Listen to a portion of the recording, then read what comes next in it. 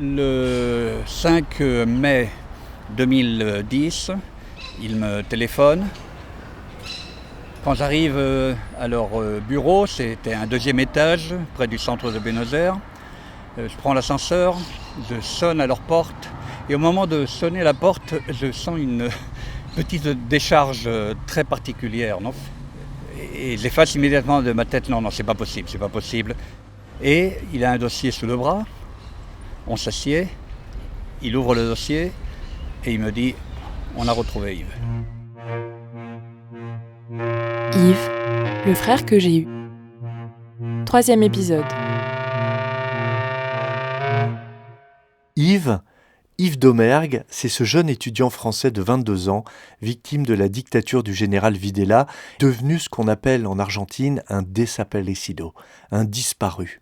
Éric, son frère, Jean, le père et toute la famille Domergue se sont mobilisés pendant des dizaines d'années pour savoir ce qui s'était passé. Ils ont sillonné l'Europe, participé à des manifestations, ont même frappé aux portes des plus hautes sphères de l'État, sans résultat. Mais ces années de quête vont enfin être récompensées. Cette histoire va connaître son épilogue 34 ans après. Et l'une des étapes passe par le laboratoire d'anthropologie médico-légale de Buenos Aires. Dès le début, avec la création de l'équipe argentine médico-légale, des anthropologues médico-légales, j'allais les rencontrer, j'ai aussi dénoncé le cas d'Yves. Et dès qu'il y a eu l'ADN, ils ont créé une banque de données. Et bon, certainement j'étais un des premiers à donner mon sang, 6 petites gouttes de mon sang, sur un petit carton pour alimenter la banque de données. Bon, ça n'aboutira à rien, ça fait rien. Je dois le faire et je l'ai fait.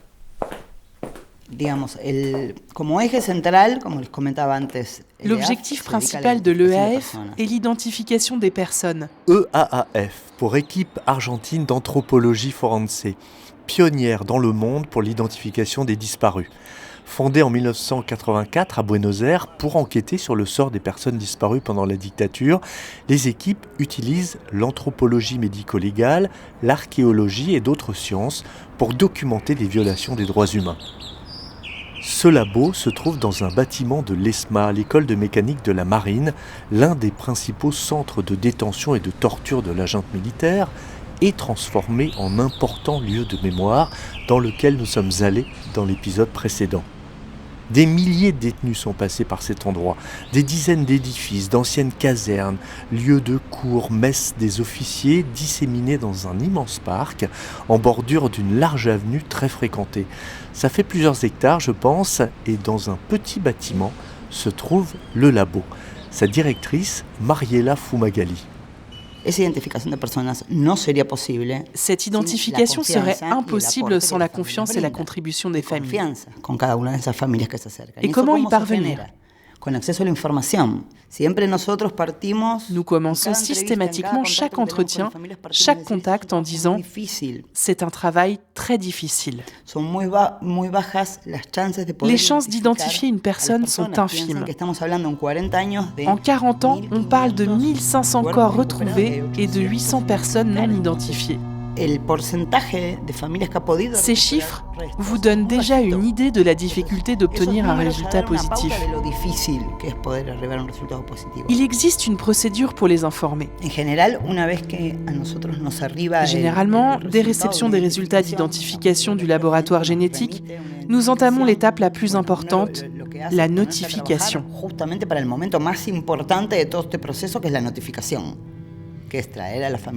Il s'agit de réunir la famille et de lui annoncer «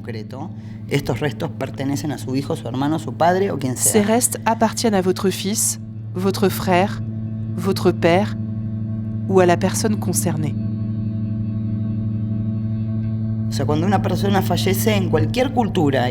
Dans toutes les cultures et tous les contextes où nous sommes intervenus, lorsqu'une personne décède, les êtres humains ont universellement besoin de faire leur deuil. La disparition interrompt ce processus.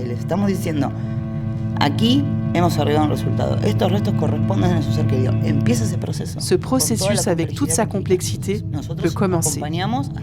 Nous les accompagnons jusqu'à la restitution.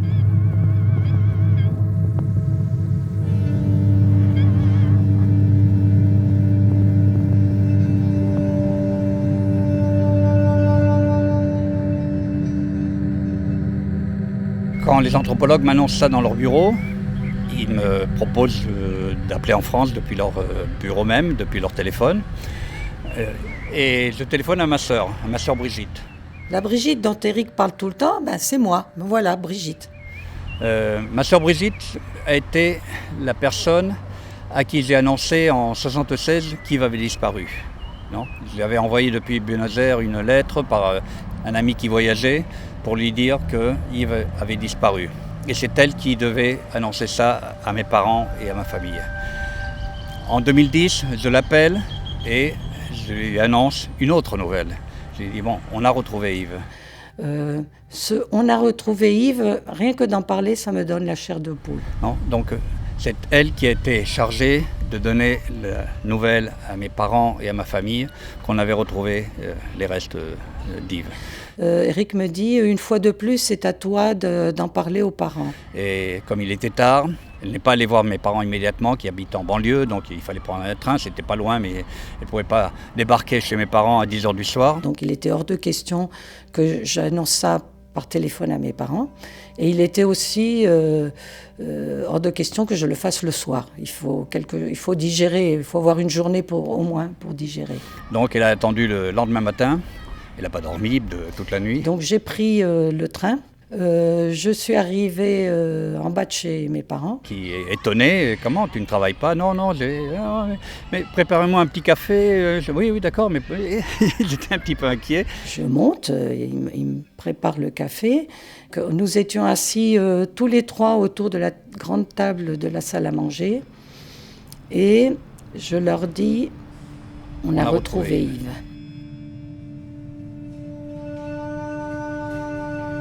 À ce moment-là, mon père se met à pleurer et dit il ne reviendra pas.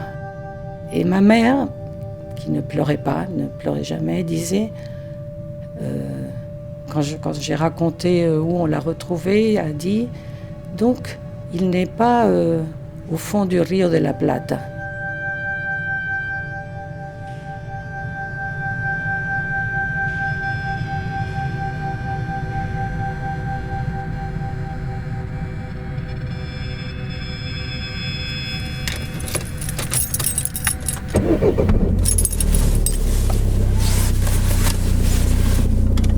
Départ pour Melinque.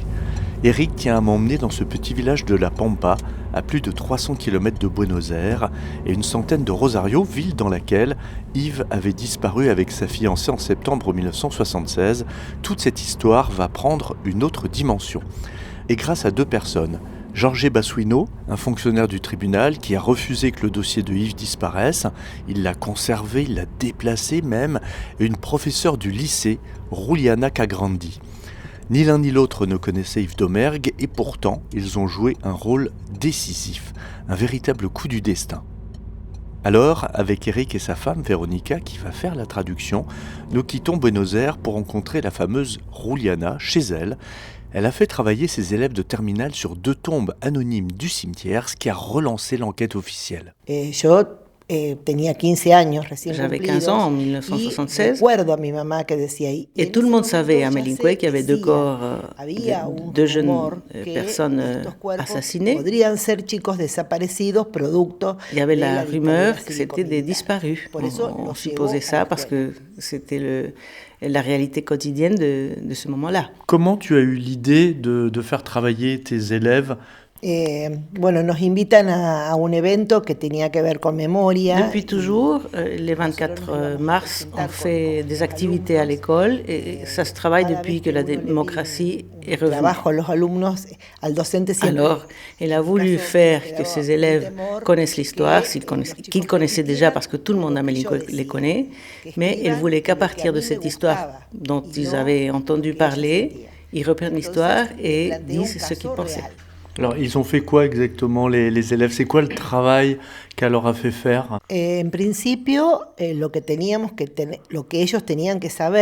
En principe, on devait travailler sur l'idée de parler sur la dictature civile-militaire. Et à partir de cette idée, de cette histoire de jeunes assassinés, pouvoir parler d'une dictature, de comment ça fonctionnait, qu'est-ce qui se passait, pourquoi il y avait des disparus, pourquoi il y avait des morts.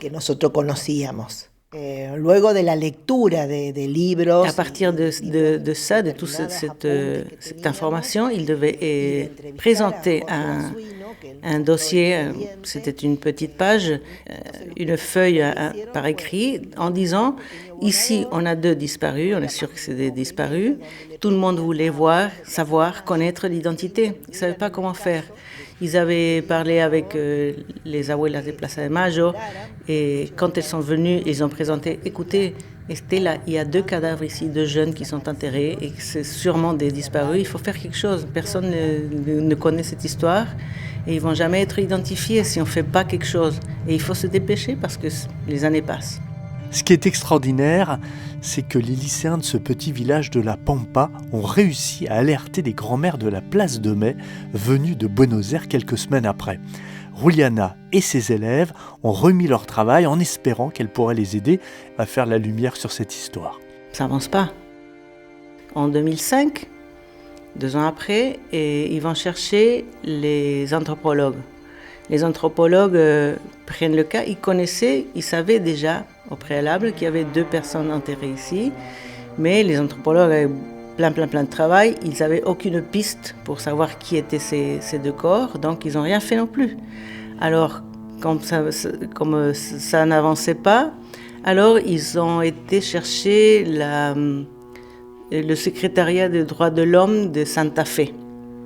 Et c'est là qu'ils se disent, bon, on va faire quelque chose, on va chercher à savoir qui c'est ces 2 personnes et va te dire comment maintenant. Ellos comienzan el trabajo, ellos tenían esa lista de denuncias y pueden comparar. Alors, ils regardent la date d'enterrement de ces 2 corps et ils commencent à chercher une liste de personnes qui ont fait la demande de recherche d'une personne disparue dans les dates proches. A partir de ahí, entonces, comienzan a trabajar con una hipótesis de trabajo. Alors, ils voient les seules personnes qui avaient été séquestrées avec cette date ou proche, c'était Yves et Cristina. Donc, ils se disent, c'est peut-être eux. Et bon, ce n'est qu'en 2010 que finalement les anthropologues font l'exhumation et retrouvent l'identité de ces 2 corps.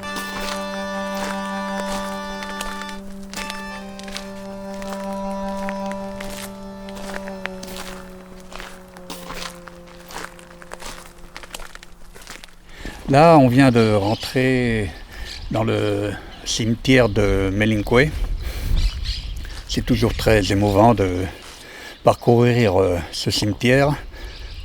Penser que pendant plus de 30 ans, Yves et Cristina ont été enterrés ici comme anonymes.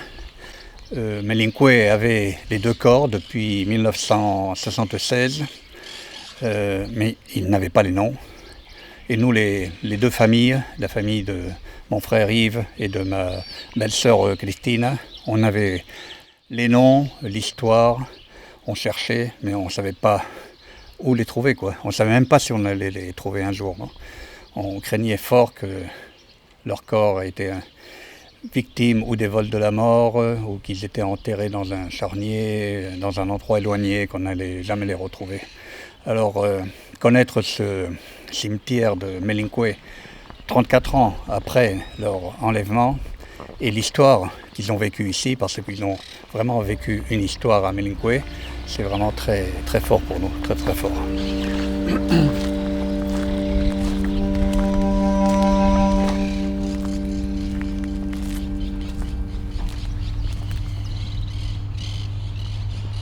Pourquoi ? Qu'est-ce qui s'est passé dans la tête des tortionnaires, en tout cas des gens qui ont fait ça? Pourquoi Melinque ? La méthodologie des tortionnaires à l'époque, c'était de tuer des gens ici et pour les faire disparaître 2 fois. C'est-à-dire, ils les tuaient On ne pouvait pas les reconnaître parce qu'il n'y avait pas de papier d'identité, de documents pour les identifier. Mais en plus, ils les jetaient à plus de 100 km de la ville, non, à des endroits isolés où personne n'a eu l'idée d'aller les chercher. Et pendant 30 et quelques années, les gens de Melinque, qui venaient ici pour visiter leur famille enterrée, etc., passaient par ces 2 tombes abandonnées, si tu veux, parce qu'il n'y avait pas de famille, il n'y avait pas de nom, il n'y avait aucune identification, passaient par les 2 tombes et déposaient une fleur sur ces tombes. Ils ont toujours été accompagnés, ils ont toujours été protégés. C'est pour ça que quand on rentre dans le cimetière, il y a une stèle à l'entrée qui dit « Merci Melinque pour les avoir protégés autant de temps ». Il n'y a pas beaucoup de mots pour remercier non, toute une communauté. Alors on va aller, tu vas nous montrer l'endroit. Voilà. On va marcher dans le cimetière, donc là vraiment grand soleil, avec une végétation même un peu tropicale, avec grand palmier au milieu du cimetière.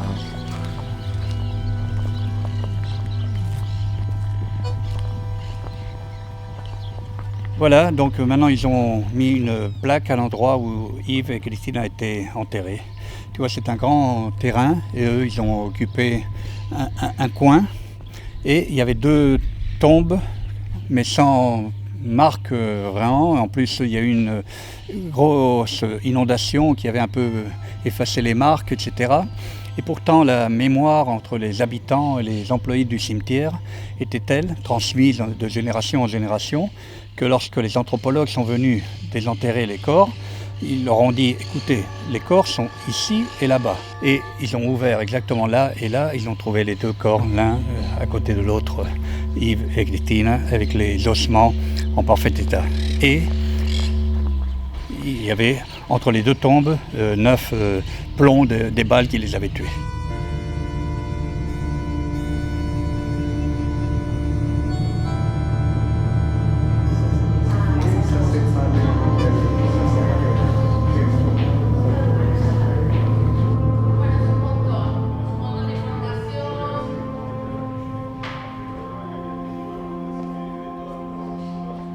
C'est très impressionnant puisqu'on est ici donc, dans le laboratoire d'anthropologie où vous avez sur des tables avec un petit drap bleu ciel, ces corps de personnes disparues en Argentine qui sont en cours d'identification et les prélèvements sur les os vont peut-être... Lucas Guanini, qui s'occupe de la communication au laboratoire d'anthropologie médico-légale de Buenos Aires, m'emmène dans une grande salle dans laquelle plusieurs personnes travaillent sur 2 squelettes de disparus découverts dans le nord du pays.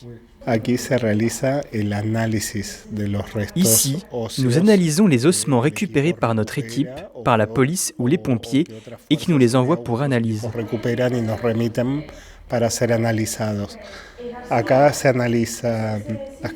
Nous étudions les caractéristiques biologiques telles que la taille, le sexe, l'âge et les maladies antérieures au décès.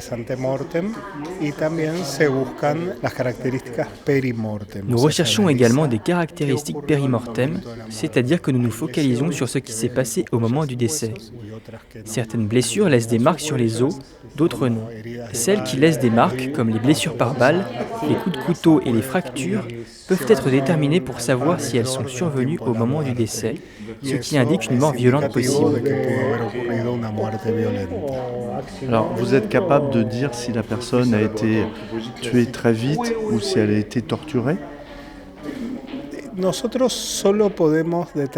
pouvons seulement voir les blessures qui ont laissé des marques sur les os. En cas de fracture ou de blessure par balle, cela peut être déterminé. Si en revanche, ces blessures n'ont touché que les tissus mous, ça n'est pas possible. Il y a donc des limites à ce que nous pouvons affirmer. Alors, les restes que l'on voit là devant nous, ce sont des desaparecidos argentins ? Il s'agit de 2 cas de crimes contre l'humanité retrouvés sur le site de Pozo de Vargas, un endroit où de nombreuses personnes ont été tuées. Ils sont en cours d'analyse pour un rapport final. Il y a une petite porte derrière nous. Une toute petite salle avec des étagères. On va y aller, on va rentrer. Il y a des dizaines de bacs en plastique numérotés. Nos encontramos en nuestra sala de resguardo de restos óseos. Nous voici dans notre salle de stockage des restes humains. Voici les squelettes de personnes disparues, non identifiées, que nous avons retrouvés. Ils sont tous conservés dans ces boîtes. Là, ce sont des conteneurs en plastique bleu, étiquetés pour que nous puissions retracer leur origine.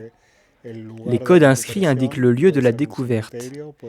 Il peut s'agir d'un cimetière ou d'un lieu de sépulture clandestin, et la zone précise à l'intérieur de ce lieu où la tombe a été trouvée.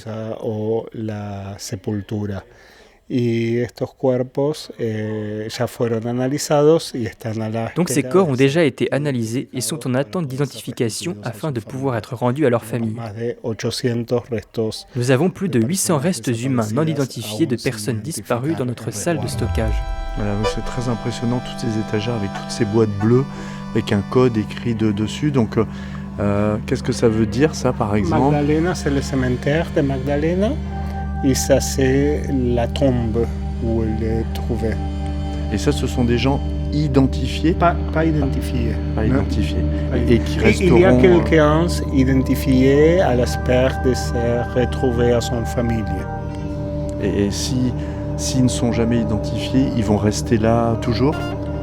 Et ça dépend de la justice. Nous sommes les dépositaires judiciaires de l'évidence.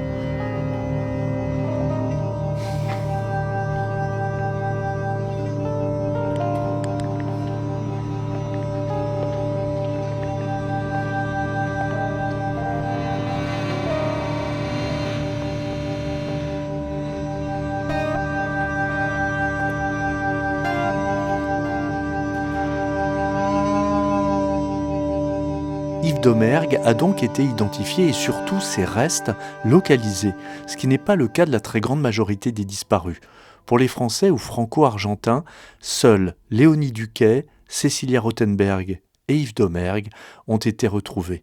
Les autres familles restent dans l'attente et si elles ont versé leur sang à la banque de données, le temps passe et l'espoir s'amenuise. Pour la famille Domergue, la quête se termine donc à Melinque. Les cendres de Yves et celles de sa fiancée reposent dans le bosquet de la mémoire de Rosario, la ville dans laquelle ils ont été enlevés et tués le 21 septembre 1976. Pour moi, Yves devait revenir. En fait, moi je suis un peu comme mon père. Mon père, il a toujours eu un espoir quelque part qu'il revienne, un espoir inconscient. En fait, on savait bien au bout de quelques temps qu'il ne reviendrait pas. Moi, j'avais un rêve récurrent, c'est que je rêvais que j'étais au théâtre et que Yves apparaissait sur une scène comme un acteur et que donc je le reconnaissais et j'allais le voir à la fin du spectacle et je lui disais « Mais Yves, tu es là, tu es toujours vivant ». Il me disait « Chut, il ne dit rien à personne ». Et ça, c'est un rêve récurrent que j'ai eu, je ne dis pas tous les jours, mais récurrent, et qui a cessé le jour où j'ai reçu l'appel d'Éric me disant « On a retrouvé Yves ». Depuis, je n'ai plus jamais rêvé d'Yves sur scène.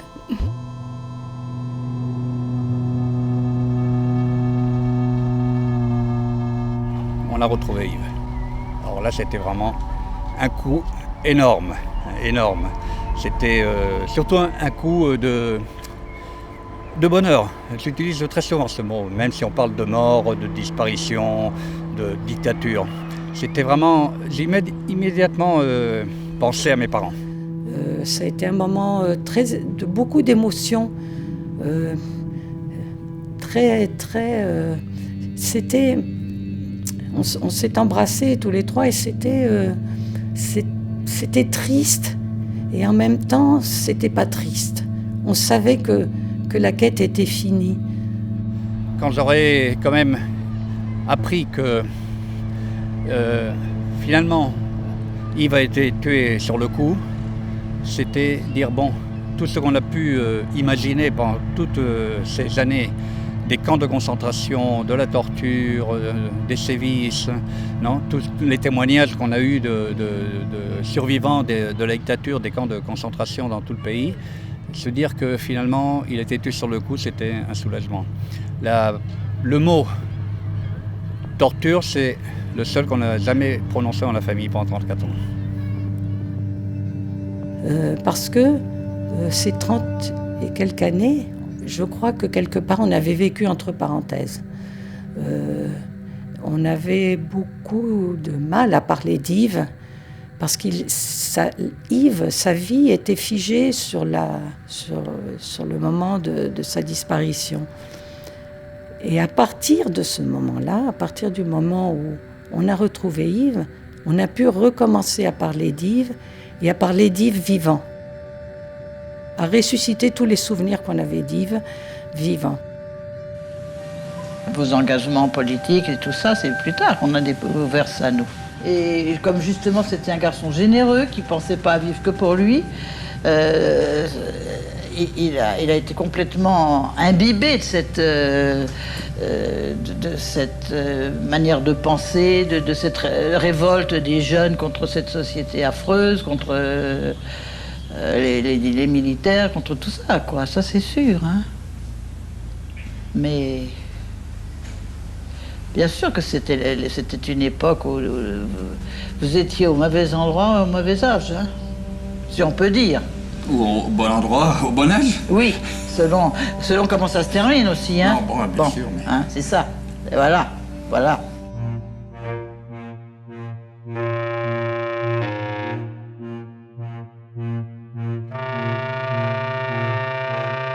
L'histoire de Yves Domergue ne doit pas faire oublier celle des 23 autres Français disparus et des 30 000 desaparecidos tués par cette dictature d'extrême droite entre 1976 et 1983. Actuellement, le président Javier Milei et son gouvernement mènent une politique ouvertement révisionniste, contestent les chiffres, s'affichent avec les tortionnaires. Comment les associations et la société argentine peut-elle résister et continuer à rendre justice, à rechercher, à identifier les restes des victimes et à préserver la mémoire? C'est à suivre dans le 4e et dernier épisode. Yves, le frère que j'ai eu. Un documentaire sonore de Vincent Gerle en 4 épisodes. Prise de son, montage, Vincent Gerle. Réalisation, mixage, Vincent Gerle et Capucine Fray. Musique originale, Frédéric Delahogue. Illustration visuelle, Mr. Gwen.